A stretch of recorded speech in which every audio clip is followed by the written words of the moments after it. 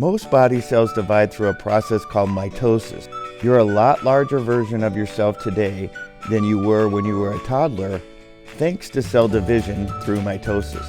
During prophase, the centrioles migrate to opposite poles, the spindle fibers appear, and the nuclear envelope breaks down. During the second phase, called metaphase, the condensed chromosomes, or sister chromatids, are pushed into the middle of the cell by the spindle fibers. During the third phase, anapase, the spindle fibers shorten, pulling the sister chromatids apart toward opposite ends of the cell.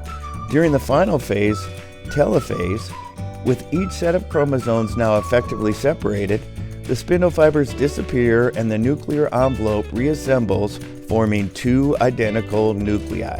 Finally, cytokinesis, the division of the cytoplasm, occurs, resulting in two identical daughter cells.